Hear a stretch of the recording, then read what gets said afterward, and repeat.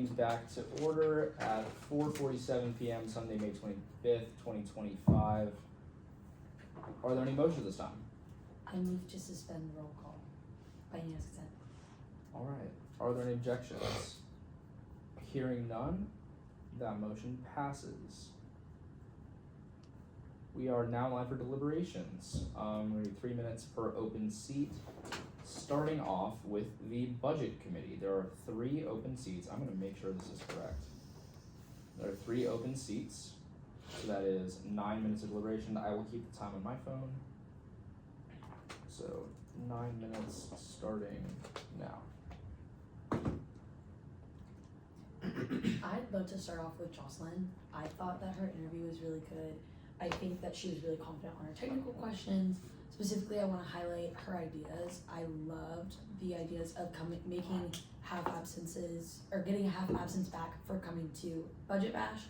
I think that would increase engagement and encourage a better understanding of how the budget committee works, because I think that it is one of those processes that is kind of like mystified and like untouchable, but we do explain it at Budget Bash. So encouraging people to come to that would really be beneficial to the budget committee as a whole. I agree with you, Molly. I did like Jocelyn. Her idea to give a half absence, I think, is a great idea. I also want to talk about Braden. Braden or Brady, I think he goes by. He clerked the last budget meeting, and he actually had a lot of questions. So he's very interested about budget, and I think he'd be a great asset. I liked his ideas. I'm trying to. Where orgs can sign up to using a Google form and get like an office hour type of thing with people from the committee. I think that'd be beneficial as well. Yeah, and for me, this is Jocelyn's 3rd time applying for budget. Every time she's getting a great interview, so definitely agree with y'all. As for Braden, I really like that he clerked for the meeting this past week and has the continued interest within the committee, and also talking about how public meetings, aren't as popular as there should be. So, trying to figure out a way to open it up to the student body was great. Just a shout out to someone that isn't in my top 3. So my top 3 are Braden, Jocelyn, and James Malone. I'll go over James real quick. But I thought Austin Vo had a pretty good interview, and I really liked his problem solving skills and how he incorporated math into it. But I just don't think he had enough good ideas to really kind of support a reason for him to join the committee itself. But as for James, I really liked his stress on accountability and oversight. He talked about his experience as the president of Dell, not only handling nearly $1 million a year and that strategic allocation, but also the breadth of issues from scholarships to event planning and risk management. All that comes with being a president of fraternity. And then lastly, his ideas, I think, were the best part of his interview. Updating the university or updating university organizations and saving that on the backloading end. I didn't really understand his first idea, which is that one, but everything else, which was like the process of more streamlined area where maybe we can make a meritocracy for maybe smaller organizations. Also a Facebook live stream, or a YouTube live stream instead of a Facebook live stream, so you can get like comments in real time. And then also like a 60-second overview with like a TikTok or Instagram, not only of like what's going on in the Senate, but also that could be like, what happened this budget committee. So I think that all of his ideas kind of, that he incorporated applied to a plethora of things and could be really helpful for the entire budget committee as a whole. Yeah, I agree with James. I think he will also be a great add to the budget committee. His idea where moving from a first come first serve to I didn't really understand where he was coming from, but I like the sentiment that he came in with the idea to improve what we have right now, or the track that we have right now. He emphasized a lot of new orgs struggle to understand how to apply for budget, so opening it up in different windows can be beneficial to those small organizations. For budget, I also just wanted to talk about Haley Sedgepol. I know she applied for INC and budget, and I feel like if we're putting people on only one committee, I feel like her ideas may align more with INC, but just for the sake of sharing, she wanted to create a podcast for the budget committee, which could be very fun and helpful to organizations, and also wanted to focus on Instagram Reels in relation to the budget process. And I feel as though the budget committee has done a great job of like opening up and becoming more transparent, but this is just like a more fun way to do so. And I think that is a really unique idea that could be like very informative, and it doesn't actually require someone to like sit down and take out their software, and someone could just like be talking them through it like in the AirPods or something in a podcast, which is like more time efficient for busy treasurers or whatever, I don't know. And then someone else that I was really excited for Ollie's interview, because I remember last time like enjoying his interview, and then in the deliberation section we talked about wanting to hear a little bit more about like what specifically he wants to do, because he talked about how he wanted to connect like, and he did the same thing this time about like the IT people and budget, and like develop some type of AI to gather data to identify trends in DocuTrack. I feel like we do a decent job of mapping trends to the extent that we would like need the trends to be available. So like for example, the trend of like student organizations requesting too much money and then not using all of it, and now the addition of like penalties for doing so. So I think that we're like pretty okay with identifying trends, but I don't think that using AI is a bad idea. I just think that I want him to be like specific. So if he comes back and interviews for it again, like I just want to know a little bit more about what he's talking about, because I didn't think his interview was bad at all, but we definitely needed more, and I believe the same thing was said last time. And that's pretty much all. Oh, Macy Mice, her interview was great for budget, and like the video tutorial idea is one that already exists, so that I guess like I'm not really going to consider her for budget, but I would like to talk about her for INC later. But I thought that her interview overall was very fantastic. Maybe we could just like hit on the other people. I don't know. But I agree with Rafe, who you guys said Jocelyn, Brayden, Yep. and James. Correct. I agree with that, especially Jocelyn and Brayden, especially because Brayden already clerked for the committee, and Jocelyn has shown like incredible interest, and she's like also clerked for the committee. Yeah, so I do want to hit on Brady. The fact that he clerked like the first possible meeting he could clerk, I think that's super impressive, and it shows that he like really wants to get involved with budget. Initiative immediately. Yeah, which is like super impressive. One person that we didn't hit on that I would like to hit on later is Johnny. Facts. Yeah, I like he John as well. showed that he has, in his words, a knack for numbers. So I thought that was fun. But he has his own business, which I think is really cool. There's just like a lot on the resume for budget that kind of like steers towards budget, but I think that he would be better on INC, and I'll come back to this later, but I think that he has a really good initiative with kind of wanting to change the stigma around completing your constituency and making it more like something that you get to do instead of something that you have to do, and so being able to like partner with different orgs, but I'll go into that more later. I do just want to say, for his thing for budget, when he mentioned that there's room for people to lie about the active number of people in their orgs, I was like, oh. Like, and I think like a leading quality for budget is to, like, yes, be skeptical, but we also have to be trustful of our student organizations. Yeah. So not to criticize him, because I really enjoyed the rest of his interview, but that one particular detail is like very much not the attitude of the budget committee right now, and I think like he would probably be better for INC, but I don't deny his extensive experience like with businesses, especially with his startup.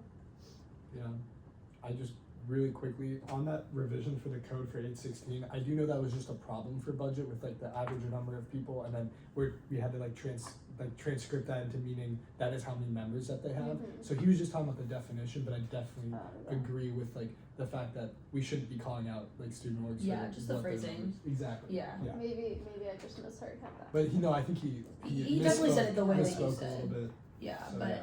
I agree with you. I think that he just like identified that, and he probably could have worded it better, but I do understand what he was seeing. Yeah. 100%. Alright, that is time. So we are now in line for any motions at this time. Are there any motions? Go ahead. I move to recommend Jocelyn Riley, Brady, and Jason Malone to the open budget committee seats. by unanimous consent. Are there any objections? Hearing none, that motion passes. We are now in line for deliberations on the open Judiciary Committee seats. There are 5 available, so 15 minutes of total deliberation time starting now.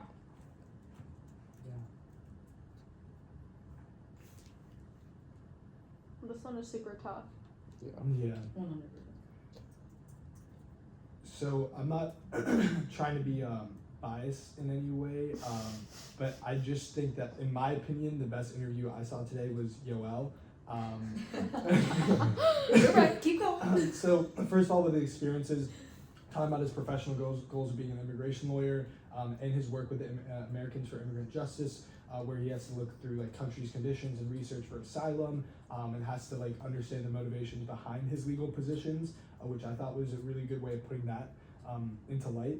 Second question with experiences, he did debate a lot, needs to use legal terms. I really liked how he explained it, but most importantly, I think his ideas, which like the overarching theme about Judish, and like the implicit role that they have in making sure everything that they bring to the table is passable, it has clarity, it's applicable, and it goes to administration before it hits the floor.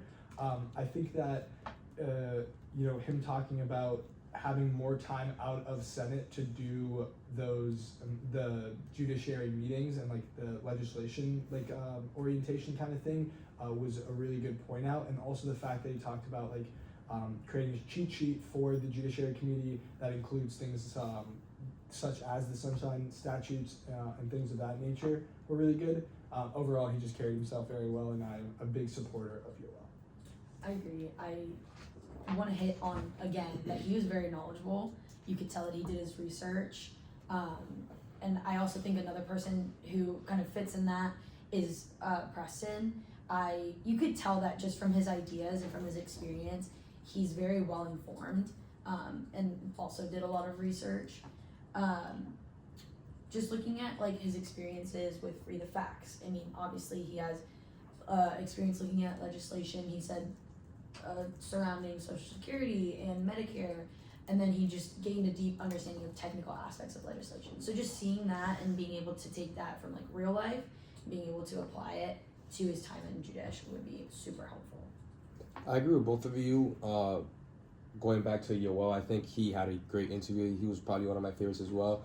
I've worked and talked to Yoel a lot in the past, and he's a super hardworking guy, super goal-driven, and I think he'd do wonders for the Judiciary Committee.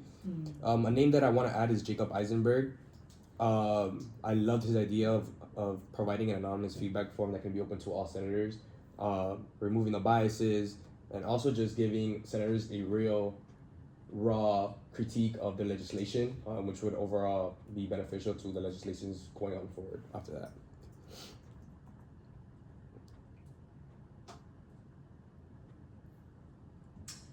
Another one I wanted to hit on was Berkeley.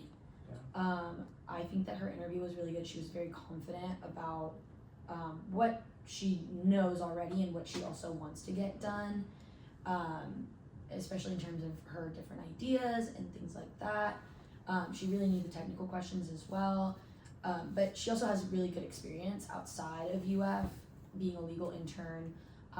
She was able to work with spreadsheets, legal documents, getting things done not just quickly but accurately, and she put a big emphasis on getting things done accurately, and I think that's, again, a good trait to be able to bring into Judish, because long meetings, the tendency is to get a little sloppy, but thankfully the people that we put on Judish and the people that are in Judish tend not to do that, so just putting one more person in there who would be able to do that and keep up the standard of Judish as we've had it, I think would be, again, super helpful for the committee itself. Yeah.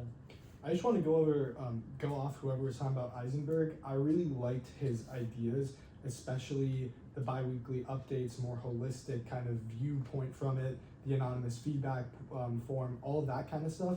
And I think that also coincides a little bit with another applicant that I think we should recommend, which is Brooklyn Quick. Not only do they want to get more involved, they were also a legal assistant in the psych building, and they understand like complex jargon. They were talking about the legal documentation that they have to deal with. on a day-to-day basis. So I think that is really applicable to the Judiciary Committee. And then moreover, I think that this applicant really kept it real with us and talking about how like a lot of this stuff does come off as confusing, but we can increase the clarity and accessibility via the workshops and guide not only senators but also active clubs to abide by the SG qualifications, because I know that was kind of the theme that we heard today a little bit, which was like we also need to be advocating and presenting to clubs, and I think she did a really good job of showcasing that and bringing that to light. Yeah, adding on to Brooklyn, she also mentioned that summarizing legislation using plain language, so students who are not well informed in our student senate and are just regular students in our student body can understand what legislation is getting passed and what it means for them.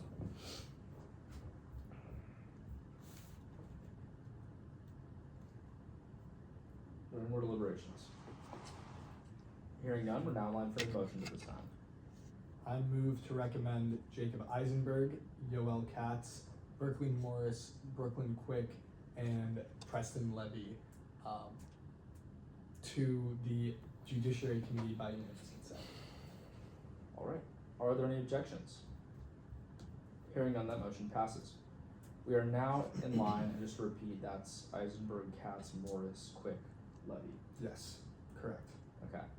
We are now in line for the Rules and Ethics Committee. There are 5 open seats, so a maximum of 15 minutes of deliberations beginning now.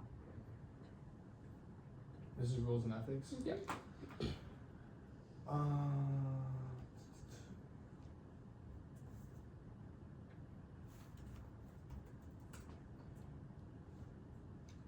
I want to mention something really quickly before I get into Rules and Ethics. I think we forgot to talk about one applicant for Judish. Can I do that this time? You can't, but if it's Yeah, like they're not. Okay, that's fine. Oh, okay. That's fine. Okay, sounds good. I can start off, I guess. I like Victoria Tiezzi's interview a lot. This is someone who I've worked very closely with through STAR. I was the director of outreach for STAR, and she did mention how under her leadership, they were able to reach out to 30 more orgs than they usually reach out to. And being part of that team with her, she was a very big influence in that. I think she'd do very great things for the R&E committee. Being an agency head is a lot of work, so we know that she's very well driven and that she is very organized. And yeah, I think she was probably my favorite pick for the Rules and Ethics committee. Sorry, who was that again? Victoria. Got it. I completely agree.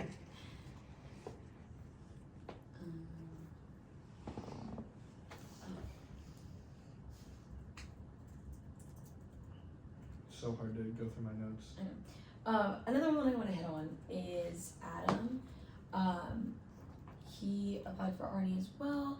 I think that just looking at his experience and his ideas, especially getting info cards and integrating off-campus students into Senate, just because he is going to be within the off-campus seat. So just being able to tie in both Arnie and off-campus together with his experience that he already has outside of UF. I want to go back to the info cards. The info cards I think would be super helpful for people within Senate already, just being able to see like what the next constituency event is coming up, and being able to just see it very easily in one place. Just kind of streamlining the process of Arnie, I think, is really important to ensure that the senators that we do have can remain senators. So I really liked his idea. I think he would be a great candidate. Going off the constituency stuff, Alexandra Dill, I think, brought up really good ideas about that. But before I go into that, just her experiences, I think a plethora of it they're very applicable to this specific situation. And I think she said she was an intern for the public defender in charge of organizational skills, filing documents, and like keeping track of a lot of different things logistically. So that was really good. But then also, not only did, I think even some of her ideas for Judish apply to R&E as well, with like, having a workshop that's in person or online, make it almost sort of office hours, and also publishing a rubric and launching a mentorship program for like each person in the committee, and then have to have 10 senators to kind of advocate on behalf of and train basically, but also that collaborative constituency calendar that isn't just built upon what the R&E committee knows, but what all Senate kind of can put together, and also like a monthly newsletter that is emailed to everybody that includes a recognition program honoring those that went above and beyond in their constituency. I thought that was a really, really good idea. Yeah, I agree with you. I also want to add another name, Zoe Metric. I liked her experience. She's clerked a few R&E committees already. As a research assistant, she mentioned how she has to be very transparent and very nonpartisan, which this obviously directly translates to this committee. And also liked her idea where R&E members will partner with INC, and then these members will go to our student orientation or new senator orientation, and go more in depth about constituency. And like that, the new senators have an idea of who to go to with any constituency questions, making it more streamlined. I also want to add on to Zoe Metric and just focus on the fact that she's been able to kind of intern for nonpartisan committees as well, especially with R&E being one of those committees where you especially have to be very nonpartisan. I think that would be super helpful with being able to evaluate constituency with different senators. Additionally, I do want to highlight John Petros.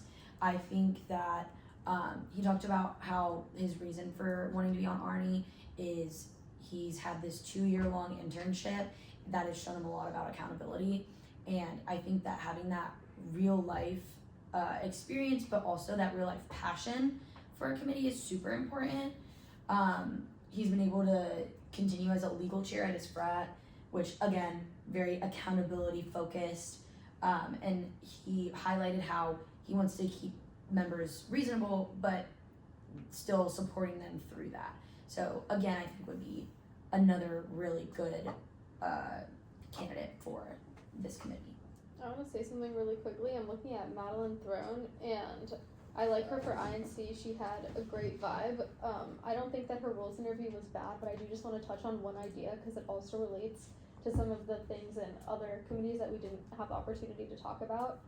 The idea of transparency and what you're submitting to the Senate to be evaluated by the chairs. For example, what's it called?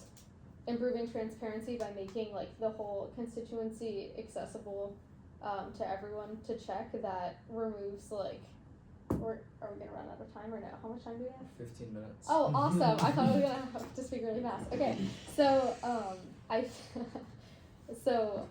when I was on R&E, our big focus was on like transparency with an individual senator, but also like privacy of that senator, because sometimes like it can be like embarrassing for individuals if they don't like complete their constituency or if they do something that's just like wrong. Not saying that they should be embarrassed, but I'm just saying that's like how some people feel. So the committee made a choice not to make the constituency information public for all of the senators to see for everyone. And that is just like a choice that the committee has made, and not one that I expect like someone who's not already on the committee to know. So that's okay. But I just wanted to explain that like that's kind of like the reason why there's no large document of everyone's constituency requirements. But it's not like there's no transparency at all. Like the committee has a responsibility to email people with their midterm updates, and more, I believe that Mia has been doing that more often, which is great. But another reason why this idea is like not one that we would do, or not one that like we have historically done, is because like in the past we've tried to make documents like these accessible, and I believe like, for example, I'll use like a judiciary example. Someone came in through RNA a while ago, I think like when I was road temp, I don't remember, and one of their ideas had to do with making like a document that showed like the progression of your bill, and like so you can see where it's at in the legislative process, and we all thought that that was a great idea. And then upon trying to implement it, it proved to be significantly more difficult than they had thought, because there's a lot of information and it's like really difficult to rule on just like if the purpose of it is for complete transparency, so you can just use like a document in exchange of going to a meeting. The document proved not to be so useful, as was the case in Judish, because there's a lot more to it and there's a lot of nuance. So as is the case in R&E, where you're submitting constituency and some of it might become like tabled for various reasons. Sometimes we would table something because we were not sure how like the person was wording it or like what it would count for. So I think like in addition to just privacy as a whole, a document of constituency being available to everyone with the specific like reasons why something has failed past or like what's up with it, like whether it's tabled or not. There's just like so much more information involved in it than a lot of people who are applying for committees believe and understand like at this point. So I just wanted to say that because not only does it relate to an idea that a lot of people traditionally come in for Arnie, like Madeline Throne, not to put her on the spot, I think she had a great INC interview, but also related to some of those Judish things that we didn't have the opportunity to talk about.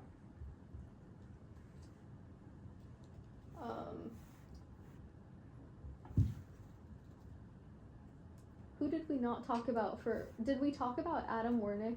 Yes, we talked Yeah. about.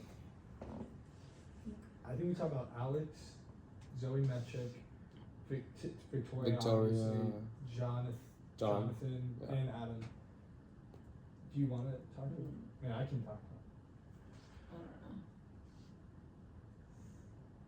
about I like all those people that we spoke Yeah. about already. it. Yeah.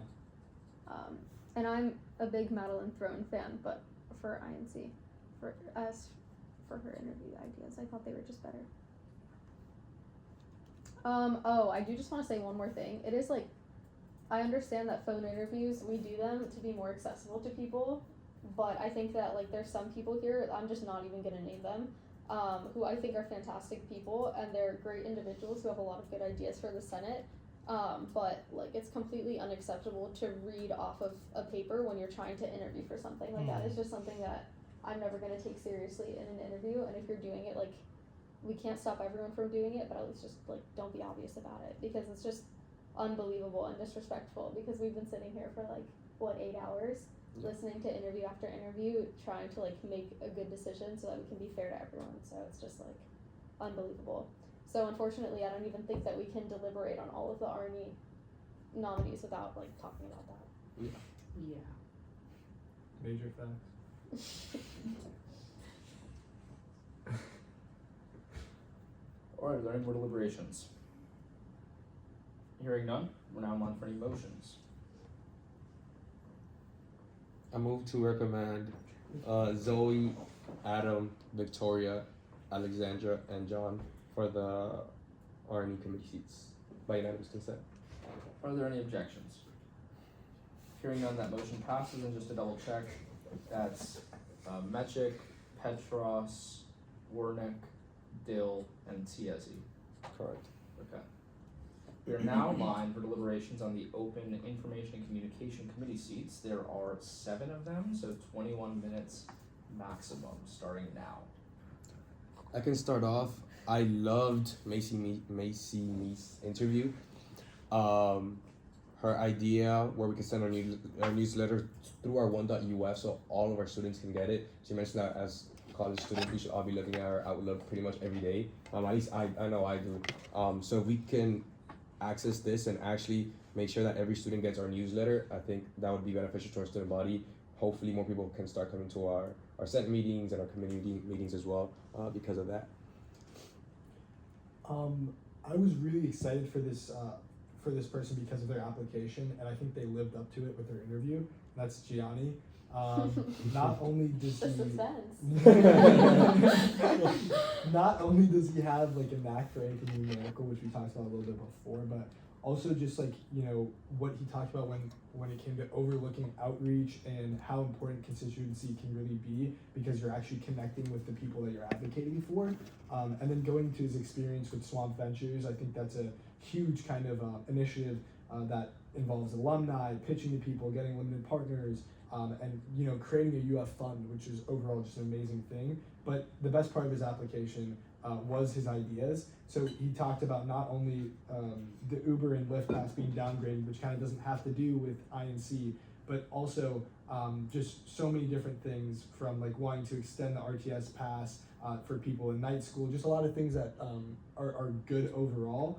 But I really liked some of like information communication stuff where we could send out more of a newsletter towards like a landlord review system for people that are living off campus, or even partner with local gyms for discounted memberships, all of which would have to kind of be, I guess like proposed and also outreach through the INC committee. So I thought all that was a great thing. And then also he wanted to, partner INC with Action SG to create more of to make budget bashes and budget kind of hearings and events more notable, which I think is obviously amazing. And he also talked about a quarterly newsletter. So he had so many ideas for budget that I think even applied to INC, and then he had even more INC ideas, which was great.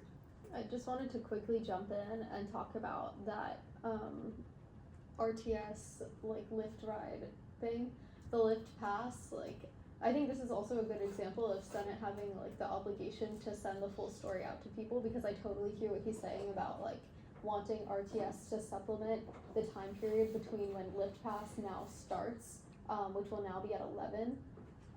But I believe in the past it was 5 days a week, and now it's going to be 7 days a week. So it's kind of like we lost, but we also won. I didn't know that. Yeah. That's and so cool. that's the first thing. And then also I just looked up what time RTS starts running, or like stops running, and it looks like there's something called late night routes that already runs from 10 p.m. to 3 a.m. on Wednesday through Sunday. Not sure like how valid that is, because I've never taken one, but I would imagine like that it exists. So I really liked him, and I would be down to approve him. I just wanted to state that just because like it was a niche fact in his interview, so we might as well go for it. You can advertise it on INC. One that I really want to hit on, and that I would say I'm pretty passionate about this candidate, is Cami. Yes. She had such a good interview. Oh my goodness. I think that the sentiment behind her interview was really good, especially considering she's trying to go towards INC. I really like that she was trying to just humanize Senate. I think oftentimes Senate and senators is kind of seen as like this like untouchable, like, oh, they're kind of weird and they're bots. But like, I liked her sentiment of like wanting us to look like people, like we care about what we're doing, and we do. So I just like that she was really going to focus on that, especially through, just for example, her Senate snapshots, which is explaining Senate in a clear and concise way. Just, I really, really liked her sentiment. So I would 100% like to recommend her. I want to jump in here and say, like, I know a lot of different people have varying opinions about Gators for Israel. I'm not going to be controversial here at all.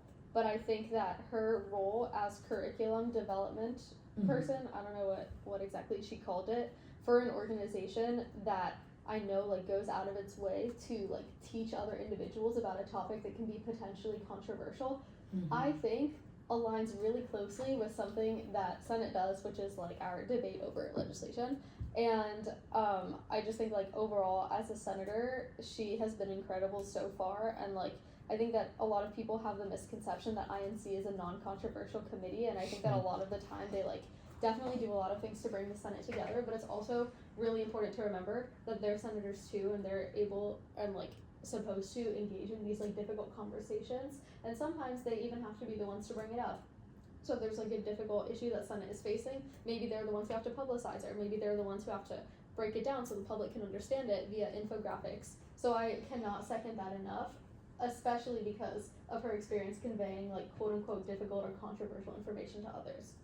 I'm probably not going to speak more on INC candidates, but you guys can. Yeah. So I want to say one person I recommend, and then another person I just wanted to note, which was Isabella Kabinski. I think that her experience is great, and her ideas just could have been fleshed out a little bit more. But she also was my preview staffer, so I just wanted to shout her out. But somebody that I think would be a little bit more geared towards the committee is Madeline Thrawn, and I know Julia had went over her, but I am a very, very huge supporter of her and her mission. Really hard. Yes, working very hard. She's a third generation Gator, so like there's a reason why she's giving back.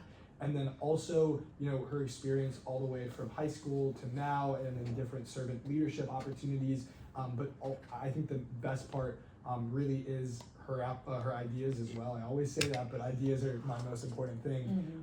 And so she's very passionate about corporate social responsibility, which I think is great. It's honestly like the future. And so creating events that give back to the community, make a positive impact, such as Gators Going Green, or Meet Your, kind of collaborating that with a Meet Your Senators, a day of service, like ideas like that, and having initiatives like that within the Senate. We had talked about even with Julia, about how important that can be, especially with your civic duty and civic engagement.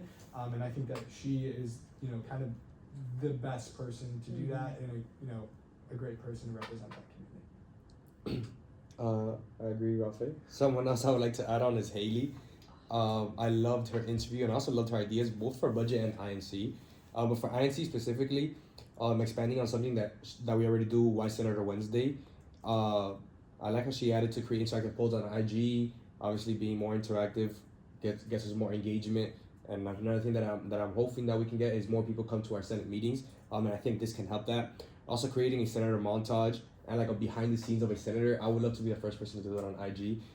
Behind the scenes of my life. I always wanted to be a YouTuber, so maybe this is my chance now. This is it. Who brought up the idea about maintaining mentor-mentee relationships throughout the entire year with like meetings where you're like in pairs? Oh, I think it was her. I think it was Oh, Haley. I okay. have it written down that she said she wanted to expand on the that is the process. like best idea that we've gotten all day, because I don't know why we didn't do that, like why we haven't done that. It's really No, cool. I really liked Haley. I think that she had not that she had so many ideas, because like obviously quality over quantity, but they were also so many good ideas. Like she talked about like Anthony said, like the behind the scenes reels, also like one question quizzes on the Senate story so that people can interact and like learn more, and expanding on the mentor mentee process, like Julia said, doing like superlatives at the end of the year, which we kind of already do, but like maybe making it more an official process, and even doing like socials within Senate in terms of like ice cream socials, of course. Does anyone want to talk about this lit mock-up? Yes! Oh my gosh, I'm literally about to talk about that. Don't that guys Andy's? are No, it's not. Sherry's mock-up. Okay, we need to Okay, talk about Sherry. So Hurry up. that's what I think about Haley. She's awesome. Next. Sherry. I loved Sherry's mock-ups. She emailed us examples of t-shirts, hats, stickers. They're so good. Oh my gosh, they're so good. I think that she could add a lot to the realm of merchandise within Senate. And I would 100% pay good money for this merchandise. But I also think that she had some good other ideas about constituency, posting more on Instagram consistently, more frequently, and reels to introduce senators instead of maybe just like, or instead of just the Why Senate Wednesdays and like Senate spotlights, doing like a reel of like, hey, I'm Molly, and this is what I do in Senate, and just kind of expanding on those ideas that we already have. But I really want to emphasize her mock-ups. They were so good. Yeah, I want to add. I also really liked Sherry's interview. Loved her mock-ups. In her mock-ups, she also added like we could add Senate stickers while we're tabling. I think this is a great idea because usually when we're Senate tabling, not too many people come up to us. And last week when I tabled for Senate, we had the ponchos, and it was the most amount of people that have ever come up to us. So we have Senate stickers, and everybody loves stickers. I think this can have a lot more people come up to our table and interact with us a lot more. Just a minor thing, an issue with INC is not like the creation of questionable ideas, because I think for the most part people have really good ideas. It's just that some of them are like repetitive and then we don't want to hear them anymore. I think like we just need to start looking to who has like unique ideas, but also who is shown to be really committed to actually executing them, because I feel like that is a definitely like a recurring issue, specifically with INC, and like with INC that I've noticed, probably with that committee more than most. So I just wanted to make that known so we know like for the future, because we only talked about, did we talk about 7 people or no? Yeah, we did. Yeah, we talked about everybody, I believe. Can you say the names so I have them? Macy, Haley, Cami, Madeline, Sherry, and Gianni. So Yep, it's I think. 6 people now. Yeah, 6. That's 6. So then that means we'll still have We're gonna 1 have to keep seat, one which is open. okay with me. We just have to keep that in mind moving forward. Like we need people who will like execute. I think we have a stacked committee right now, and I think like this is the best option. It's the best it gets. I agree. Yeah, I agree with this. Aaron? Is there any more deliberations? So I'm just seeing if anyone has anything else to add. Seeing none, we're now in line for motions at this time. Are there any motions? I move to add Sherry, Haley, Madeline, Cameron, Macy, and Gianni as candidates for the Information and Communications Committee by unanimous consent. Okay, I want to say last names just so That's totally I fine. can double check. Yeah. So we've got, I don't know if it's Mace or Mice. Mies, Okay, actually. she corrected us, yeah. Mies. Okay, Mies, Frone, Yes. Lou, Uh-huh. Miller, Mm-hmm. Philbrin. Yes. Yes. I think it's like Philip Brown, but Is there another I that I'm missing something? I think so. No, it's dude. 2 L's. I think it's like LLI. No, it's LL. Is it? And wait, last one, Sejpal. Yes. So 6. You're right. Okay, so the motion's been made to recommend those 6 names by unanimous consent. Are there any objections? Hearing none, the motion passes. I will point out that if you're leaving a seat open on the committee, you have to make a motion to table that seat. You specific, what? I move. What? Okay, Just to no, keep yeah. track of it, yeah, because there's other applicants. I feel like one time when we didn't fill a seat and we tried to make a motion, you were like, no, if you don't move to approve anyone and we move on, then. No, it's okay. I support this. Yeah. It's just different, I thought. Well, there's actual other applicants this time. The other time there was like no one else. We didn't have to make a motion. Okay. So now, yeah, I would recommend making a motion to table the remaining seat. I move to table the open INC committee seat by unanimous consent. Are there any objections? Hearing none, that motion passes. Who made the motion to recommend the names for INC? Molly. Molly, okay. Actually, Mel too. Number 2. Can we just stick with Mal? Nah, dude, he's number 1, yeah. Didn't I say it didn't matter? I remember that. Me personally, I remember her saying It that. matters to me. Okay, It's well. alphabetical, Anthony. Yeah, I said, who's Mal 1 and Mal 2? She said, I don't really think it matters, but let's just go alphabetically. This is like an overarching like problems with the world. Yeah, there's no I, bro. It's just Yeah, bro, it's there's no Philbin. I. Yeah, there's no I in the middle. I know. I found that. Fumbled. Phil Brown. Yeah. Okay, we are now in line for deliberations on the 3 open permanent off-campus seats. 9 minutes whenever everyone is ready. I'm Maverick's biggest fan. I was Same. gonna say that. And Swasti had an absolutely killer interview. Agreed. So if I could Yeah, detail that out a go, little go. bit, I was just about to say Maverick's #1 supporter. I think this is his 3rd time interviewing now, and unfortunately, you know, he was in the car on the highway, but you know, we got him to be safe and also get this great interview in. So not only did he talk about, you know, his reflection on the freshman year, flex, how SG operates, and the opportunity to get involved with AHS, photophonesis, accent, and speech and debate, but he then talked about how he's really interested and has a real passion for combining public policy, human relations, and philosophy, and just like supporting the community around him. I think his ideas, he's had so many of them over, you know, the past couple times that he's interviewed for us. Obviously this time it was a bit of a different scenario where he didn't have the most time, just because he was on the highway, he was getting spammed, like there's a lot of different things going on. But he did talk about, like, you know, accessibility when it comes to, I think he was specifically talking about like tours and how we can impact what student admissions offices are doing and the student just the student admissions office in general. But like, you know, he talked about how we have to keep a perspective of the student body and how we could go about making communication just better overall. Just because like there's a lot of things that we see from our side that the student body isn't aware of. So I think that's a really true statement, and the better that we can kind of tailor our response and our outreach initiatives to the student body, the better that we can best be fit. I agree with both of you on your sentiment of Maverick. Another name that I want to add is Ryan McCracken. First of all, him owning a business and skating it to the level that he scaled is impressive. But I do like his ideas. I like that he came with an idea that he saw from another school, UCF, where they have, I guess, a lot of student discounts in restaurants near their campus. And I think this would be a great addition to our university and our students. Not only will it support local businesses and support the economy, but it will also support us as students with favorable prices. I agree, just building off of that. I think that Ryan is another good candidate because of his love for UF and wanting the best for UF in a genuine way. I think that an important part of Senate is getting genuine people who like actually want the best for the school and for the student body. So I just wanted to quickly highlight that. And we kind of mentioned this name, but I would like to flesh out Swasthi again. Just the background of being an international student and feeling invisible is not an uncommon feeling, especially for our off-campus students. And so I think just bringing her in as a candidate would be super important to represent probably the majority of off-campus students that feel the same exact way.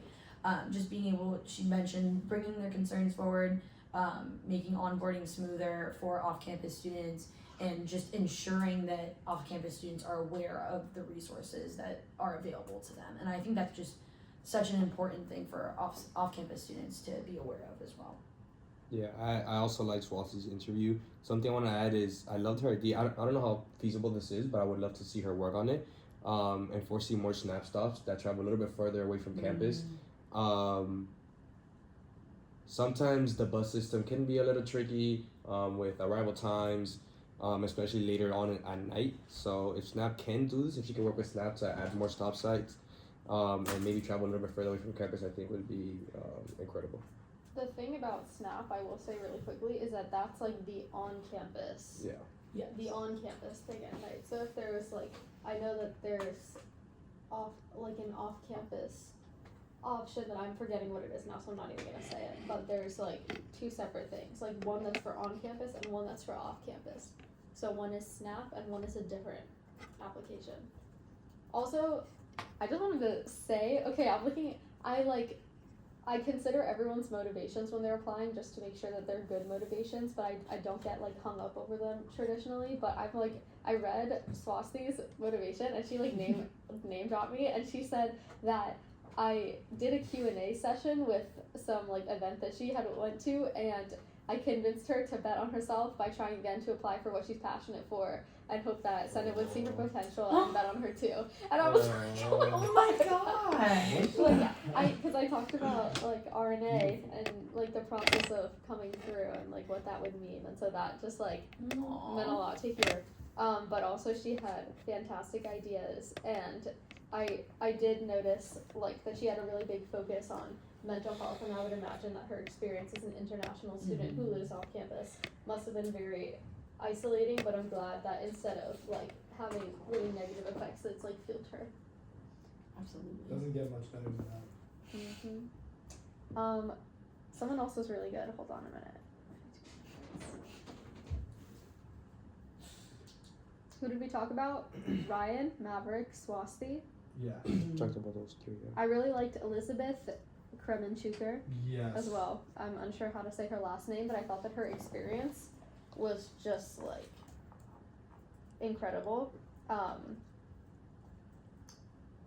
And that I think that her ideas were very focused on like just purely academic related things and less on like campus life and like identity in the individual, which is okay, and everyone has like their different focus.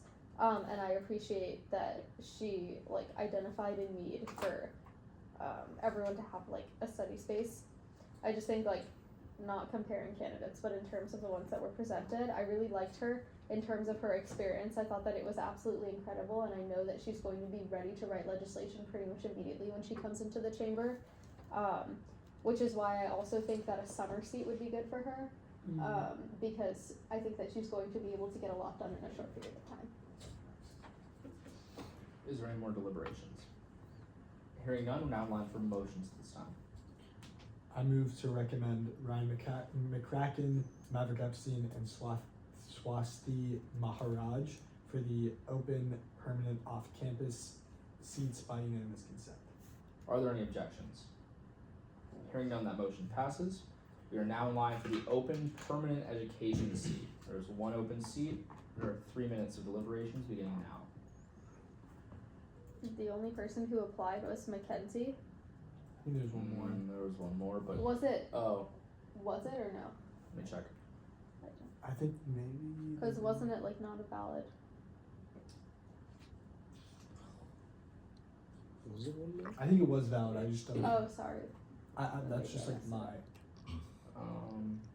Oh, Caroline Kim. Nope, Yeah. not valid. Well, it was valid. We just didn't. Okay, so Mackenzie. I really like the fact that they had experience as a Broward Rawlings area senator, and that kind of actually. What? Vice President of Bragg. Wait, she was like, okay, I don't. I'm the senator. Oh. No, area government center. I think. There's no. Vice Yeah, President. it's like a president thing. Okay, It's like an called exec like thing. okay, VP of whatever. But anyways, and that kind of pushed her and inspired her to become a senator. And I just think the ideas of like representing the constituency, especially with like, it was like a wholesome idea, offering a tutoring program within the Alachua County School Program, for to get like an after school education, to teach and tutor them, and then also like she even thought of the fact that like most students won't be able to like stay after school sometimes, so like getting individualized programs for those students and the great young minds, and get like specific student plans and study plans for them was amazing. But I think overall she just like cares about the community around her, which is proven by her work and experience in the Broward Rawlings area. I agree with you, Rafe. I loved her idea, partnering with Alachua County school districts and offering these educational programs, these tutoring programs. I think she'd be a great fit for this seat.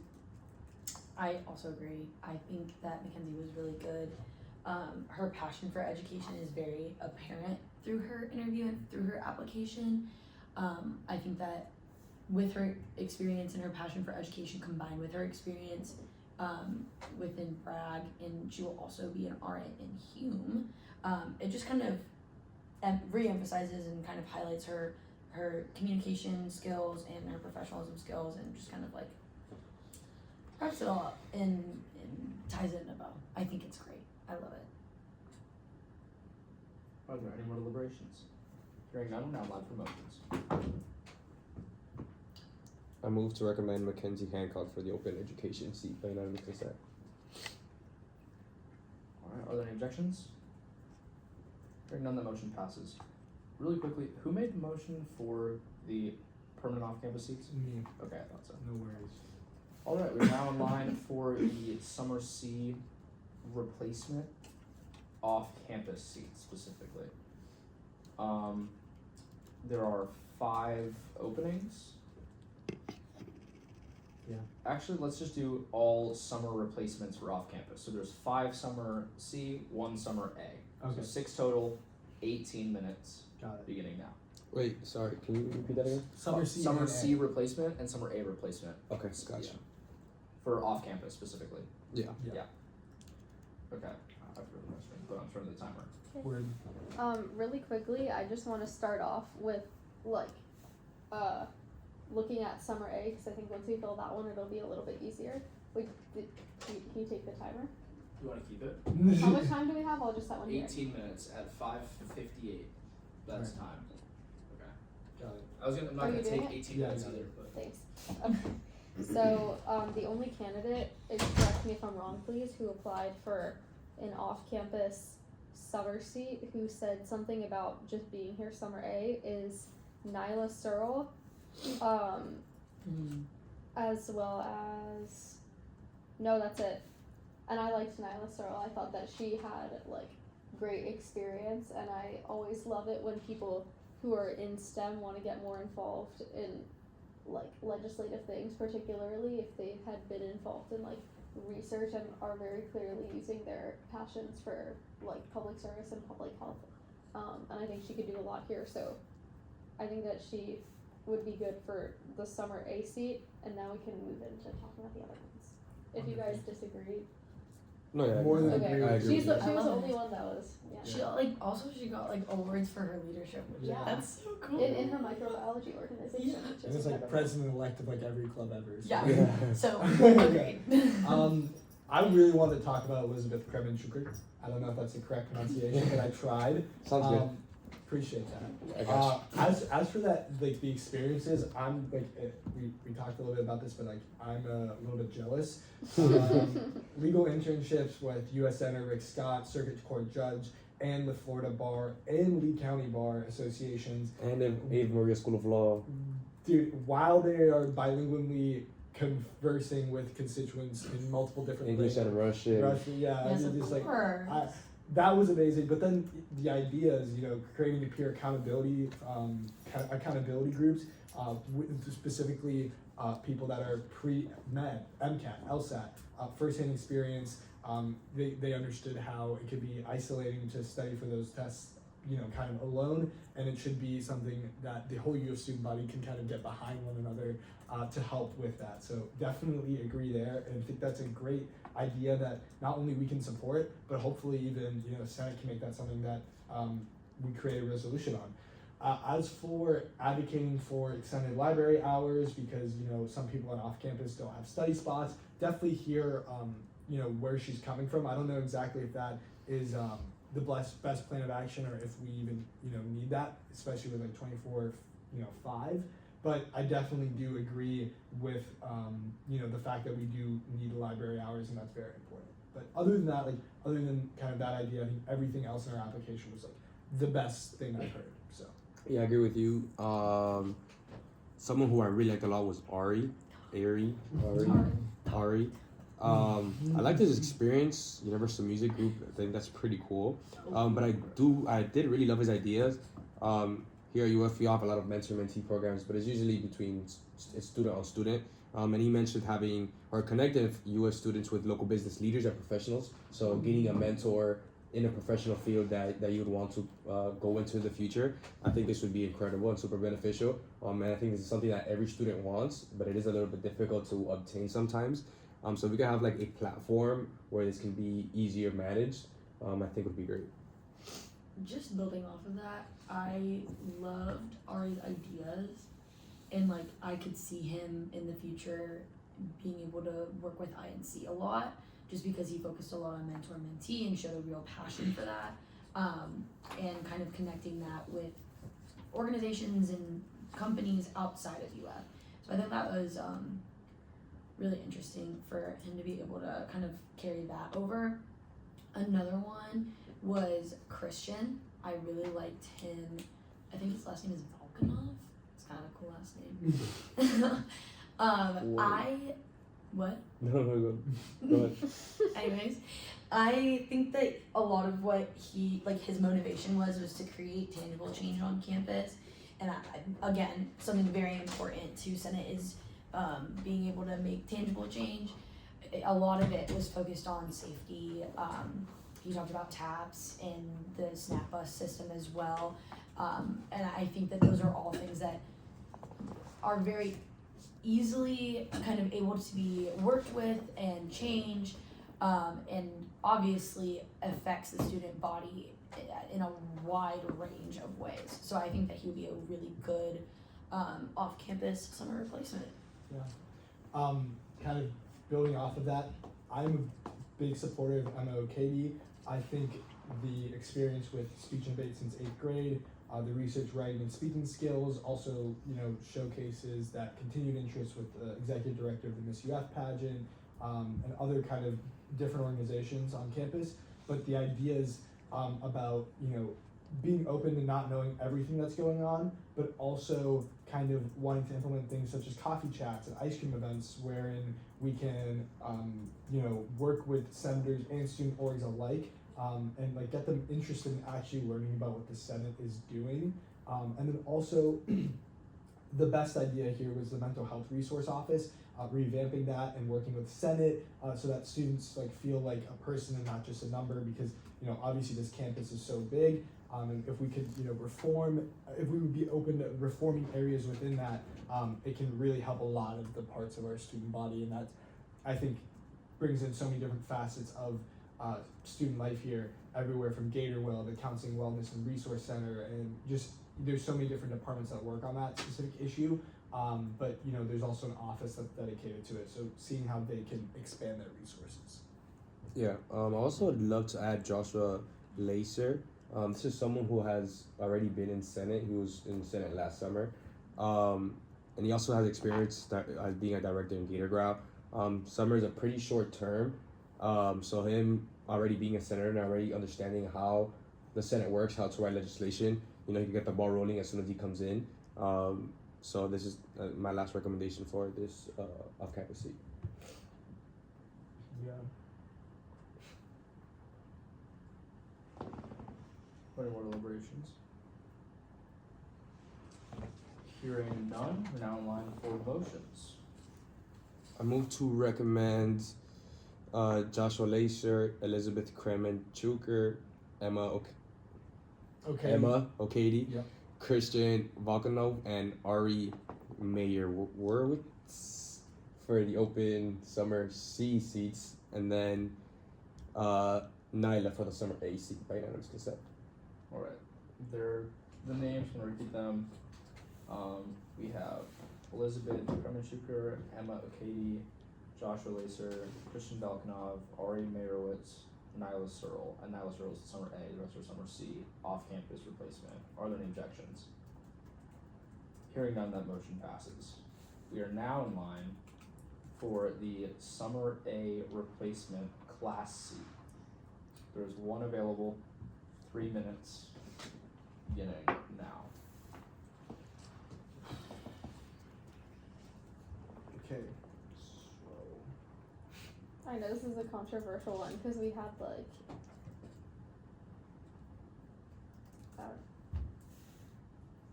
Yeah. well, now I'm taking up time because I started speaking. That's okay. Okay. I particularly liked Alexandra Zylis. And I just wanted to note that she had a big position in IRA, and I know positions are not wait, let me go to her document. If someone else wants to speak while I pull it up. Yeah, I agree with you, Julia. I also liked Sorry. I know you got Alexandra's interview. Like you mentioned, she did have a pretty big position in Arrow, but she just shows that she's someone who is dedicated, goal-driven, ready to task on big assignments. Did you know who was talking to you or no? Okay, this is what I wanted to say. Okay, so she already, as just an individual who's in IRA, took a big interest in Senate, an organization that I know is very stigmatized in IRA, and took that leap and wanted to join the two. And so that specifically, I knew there was something, I just had to ask, sorry. That specifically made her stick out to me because she's dedicated to the betterment of the student body, regardless of whatever stigma a variety of organizations may have. And she also mentioned that she's very familiar with the IRA funding process, and I know that we have a lot of things that we want to get done for different dorm areas, and sometimes funding becomes an issue because a lot of them have to do with getting new equipment or different things that Senate just straight up does not do. And so she's saying that with the conjunction of these two things and with her knowledge of how to work within IRA, we'll be able to do so. And that's why I think she's the best option for this, but I know we have some other good applicants. Yeah, so I just wanted to mention Sarah Talinsky. I actually, now that I'm thinking about it a little bit, I might, especially given what you just said, Julia, I think I might prefer Alexandra over Sarah, but I just want to give Sarah a little bit of a shout out. I think, variety of work experiences, including being a student admissions officer, but now wants to improve the printing labs, extending their hours. I haven't heard of that idea before. Obviously, everybody talks about the libraries, but nobody really talks about the printing labs, especially during final season. So that's a really cool kind of idea, and she, thought about the details with the signage and online reminders and things of that nature. And then also the story about her car getting hit in the garage, which is a horrible situation, but, looking for security cameras and cooperating with different departments at UF. So I thought that was great, but I do think that Alexandra, given the fact that she has been, acclimatized and accustomed to, how Senate has been working for such a long time and has been interested, for longer than I might have even been in Senate, is pretty cool. I think she has the potential to not just work with the current Broward Senator being me, but also future Broward Senators, considering how much she knows about Broward and how much she has already kind of tried to initiate change. I think that she's a really, really good candidate, and I think that she shows a lot of initiative. Great. Yay. That's time. Alright. Are there any motions this time? I move to recommend Alexandra Silas for the open summer Class A seat. Right, I'm so sorry. Are there any objections? Hearing none, the motion passes. We are now in line for the summer C replacement CALS seats. There are 2 of them. 6 minutes of deliberations beginning now. I think we have a clear stunner. Does anyone want to talk about? I can go because I think this is my favorite interview ever. Kuber, he said he's heard it a whole bunch of times. Kuber. I absolutely loved his interview.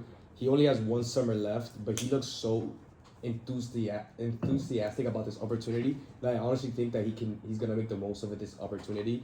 I mean, he came in with these 5 ideas, very well written, with the budget for each of them. I honestly loved Kuber. Sorry if I'm mispronouncing his name again, but he's my number 1 choice. He was probably one of my favorite interviews the whole day, honestly. Yeah. Mark Goodwin left a lasting impression on me ever since he let me touch his recycling, his recycle bag. But honestly, like I thought the vibes were great. Putting trust in other people to help solve, similar problems all across campus, and then he, specialized in 2 things, which was the lack of accessibility for research, especially for plant science people, which I thought was very nuanced, and then also the exchange programs, so not just study abroad, but exchange programs, which I thought was very specific and nice. I really messed with the fact that he worked at a restaurant, he was a cook, and he also was a fraternity's meal coordinator. I think those are soft skills that can, translate into a plethora of different facets. But then I think his main 2 pain points, as he put it, with going advocating for more students to use exchange programs, all their benefits, and why they're important. Also with research, I'm personally been someone that's super passionate about advocating for research in the student senate, and I think that he would be another great advocate as well. One person that I want to highlight is Madeline Staudemeyer, I think is how you say her last name. I think that she had a lot of passion for Senate and just like making good change, but I think she kind of lacked a little bit of direction with that passion.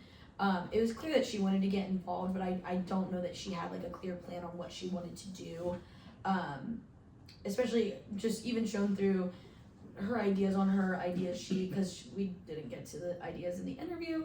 But if you were to just take a look, you can kind of see like, yes, she does want to make change and she does want to better the community, but I just do think that she lacks direction, which she can absolutely develop and come back and interview again, because I do think she was a really good candidate, but I think she's just missing that one piece that often senators have coming in. So I just think that there are better candidates in that sense. Are there any more deliberations? Hearing none, we're now in line for motions. I move to recommend Mark Goodwin and Kuber Too bad. Chada for the open summer CALS seat by unanimous consent. Alright, are there any objections? Hearing none, that motion passes. We are now in line for the only other in order seat, as seeing as only candidate who applied to Tolbert and Hume and sophomore. All the candidates that applied to those 2 positions are either did not interview or were ineligible for those positions. All that we have left is the Honors Village Summer C seat. There are 3 minutes starting now.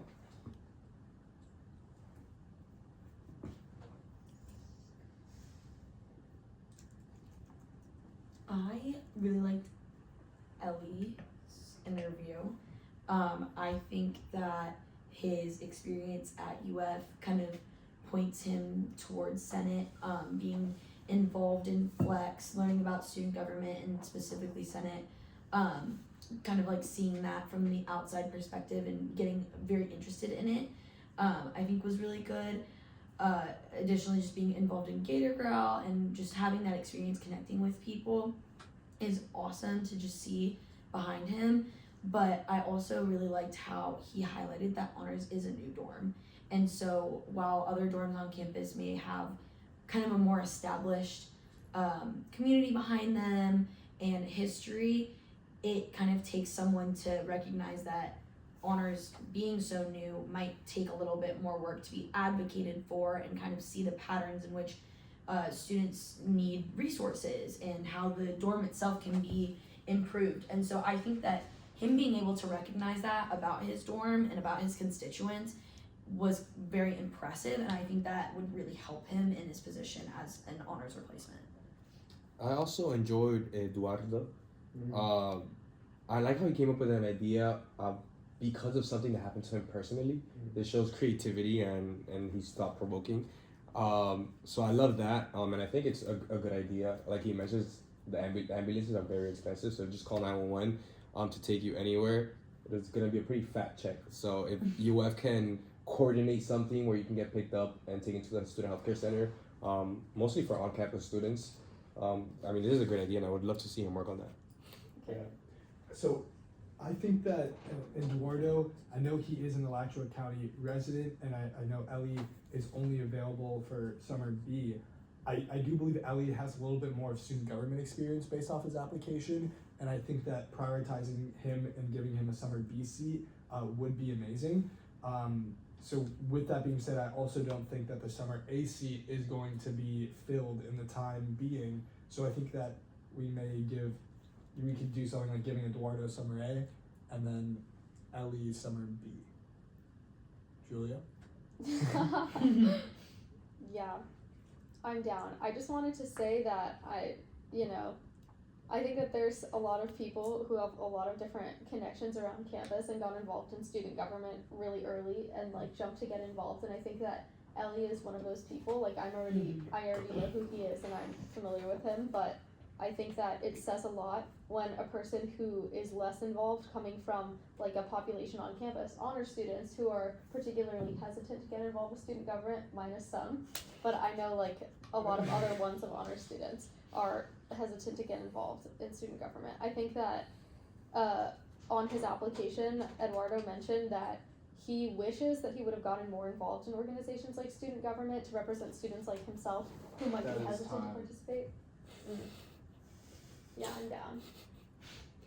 We just I agree with Are that. there any motions at this time? I move to recommend Eduardo for the summer A seat, and then Eli for the summer B honors seat by unanimous consent. Alright, the motion for Eduardo to be the summer A replacement for the Honors Village recommendation, and Ellie to be the recommendation for the summer B replacement of Honors Village. Are there any objections? Hearing none, that motion passes. We are now done with deliberations and in line for motions on the agenda. Alright. Are there any motions? I move to add any budget bills or anything under first reading. True. By unanimous consent.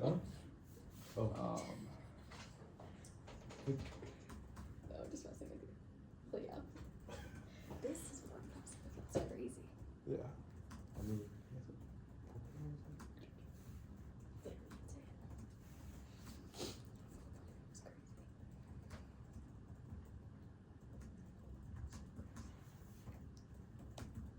What you doing? The minutes. Typing up. Oh. damn, I thought it was so good. Okay, there has been a motion to add all legislation passed by the Budget Appropriations Committee under first readings by unanimous consent. Are there any objections? Hearing none, that motion passes. Are there any other motions? I move to add all approved and failed absences under the Rules and Ethics Committee by unanimous consent. There has been a motion to add. Are there any objections? Hearing none, that motion passes. Follow Follow up. I move to add a special rule for all those approved and failed absences to be heard as a block by unanimous consent. Are there any objections?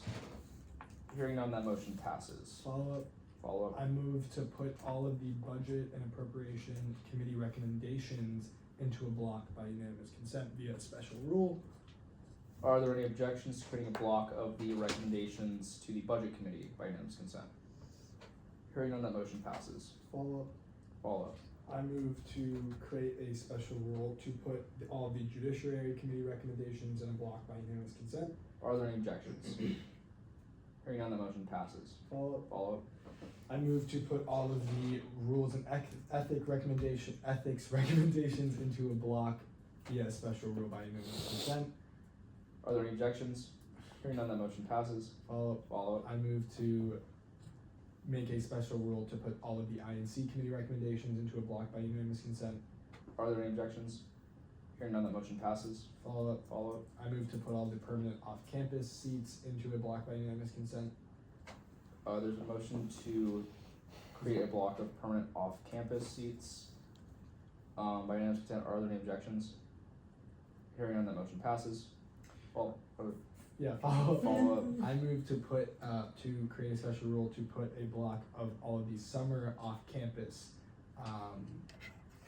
Can I do like C and A, or should I just not? You can make a block of C and a block of A if you'd like. I don't. That's Honestly, fine. at this, I feel like we don't even need to.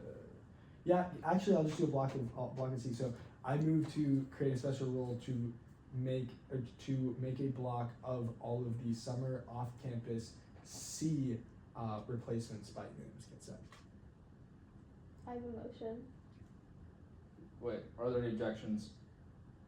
Hearing none, the motion passes. Yes? Actually, no, it's okay. Julia, please. I wanted to add the summer A into that block because there's no point because it's all for the same seat. Yeah, I know. Should we like? Because we also now have a summer B seat that we're gonna have to do something with. Should I take There's it? only one summer B seat, so it's automatically a block. With itself. Yeah. Like, because I think that, Should I just like because if, take that back though? no, you can do whatever you want to All right, fine. do. I move to create a block for the open summer class open seats via special rule by unanimous consent. There's only one. Actually, yeah, that's facts. And sorry, I rescind that motion. I make another motion to create a block of the summer CALS open seats by unanimous consent. Okay. And that's it.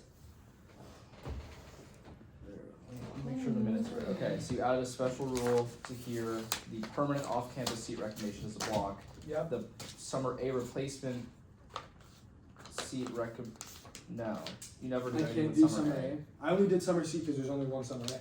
Yeah, okay. And then you add a special rule for summer C replacement off-campus seats. Seat recommendation, okay?